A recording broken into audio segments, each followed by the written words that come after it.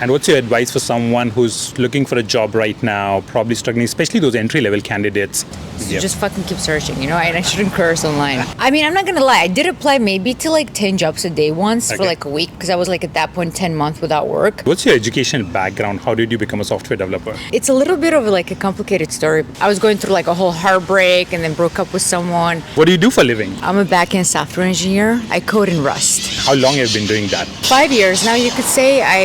My first job was 4 years long. Then I took a gap year, like I quit. Okay. And then I just joined a startup 4 to 5 months ago. Okay. Yeah. What's your educational background? How did you become a software developer? It's a little bit of like a complicated story. Basically, in college, on my third year, I found computer science, like Java course. And then I was going through like a whole heartbreak and then broke up with someone. And then I put all that energy into computer science. And then like I graduated and I went for my master's and finished at Berkeley. Okay. And after graduating at Berkeley, I moved to San Francisco and worked in Mountain View, like traveling. And then COVID happened. Okay. And so then, the whole thing is like a whole other history. Okay. So job search is really, really tough right now, and it was tough in COVID as well. How was your job search journey? What did you do to find your job? I didn't really do this one. I didn't search for it. They found me. Okay. I was just taking a break between my last job and this one to join space industry. So I started studying a lot of embedded systems assembly in C. And my Rust skills really went top notch as a result of that break because I love Rust. But I didn't really think it was going to be hard to find a job, because I feel like if you think like that, you're gonna have a harder time. You're making it harder for yourself. Okay. So better to think my job is out there. It's not like it's not if I'm searching for it. So it found me, and then we interviewed, and then I got the job. But it found me because I was working on my skills. Like Got it. Rust, they were really looking for Rust developers everywhere. Okay. And so it kind of matched my passion for Rust, Okay. Yeah. And so did you mention anywhere online on your LinkedIn profile resume that, hey, I'm doing Rust, posted about it so that people found you? No, I just had a Notion page, and in my Okay. Notion, I had my white hat, like I was doing white hat in Rust. You can't say black hat on YouTube. And embedded systems and everything, like on my Notion page, Dilnoza.space. And that's part of my LinkedIn, but they found me through LinkedIn because they were searching for Rust, but Okay. Rust is my skill in LinkedIn. But I didn't post and say, hey, I'm doing Rust, look at me, because that just puts pressure. It's like, I like to do it for myself, if that makes sense. No, that's really amazing. It's like you do not sound desperate, but you still showcase your skills on Notion or LinkedIn. And I'm aware that most of the recruiters, they like to hire passive job seekers rather than active job seekers. Somebody saying, oh, I want a job, and probably applying to 100 jobs a day, right? I mean, I'm not gonna lie, I did apply maybe to 10 jobs a day once for a week, because my friends were like, oh, maybe you should hurry up and find a job, because I was at that point 10 months without work. For a reason, I just didn't want to join industry. I needed a break from having a manager, having to report to someone, I'm such a free spirit.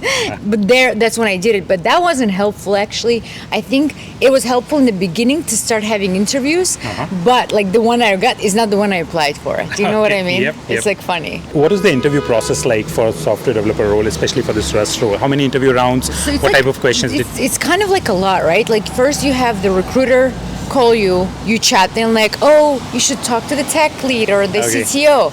You talk to the CTO, then they do the actual algorithms. So my interview, so I'm working right now, it's AI Enterprise. So they basically provide AI for enterprise, mainly for the government. So the government has all this data, and how can you chat GPT it basically in all their docs. So that's what we're doing. But the recruiter found me, we just talked. Then I interviewed the CTO intro just to get to know me.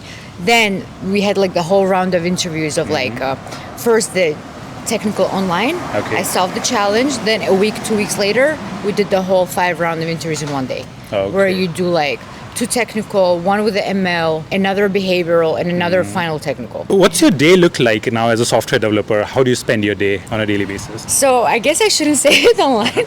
I told you, because mine is very one day I will work 10 to 12 hours because I'm just trying to drill something. And another day I'm just no, I don't want to work, and I will just spend 2 hours online, and then I just won't work because I like to keep it interesting. I can't do the robotic 9 to 5, but the rest of the time when I'm not working, I'm mainly either at the gym gym or studying the things I'm interested in, moving on to my creative projects.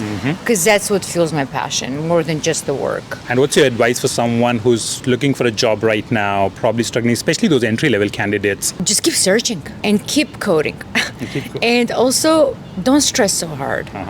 You know, I mean, like getting philosophical level, we all die one day anyway. So it's just like, why stress about it when you're going to find it? It's not like for 5 years you're going to be without a job. I know it's pretty tough sometimes as somebody has a family. It's like a little bit like tough on them. But like that just makes you tougher inside. So just fucking keep searching, you know? And I shouldn't curse online, whatever.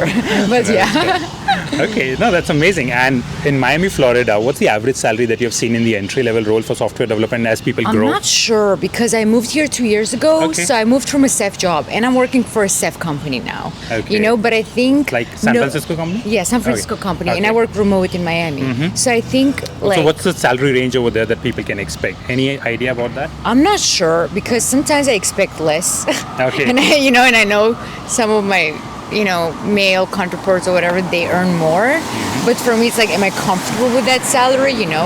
I think intro for me back 5 years ago was 132 was the intro for me with the grants and everything on top of that, which was very nice. Now I think it's a little bit different. And so it just depends on the skill, on the location, because here you have zero tax state, right? Absolutely. So which is nice. I would Which is rather have amazing. zero tax than freaking move to California and pay a lot of money. 35%. I do love California though, so no hate, but yeah. I agree. This is very helpful. Thank you so much. Really appreciate it.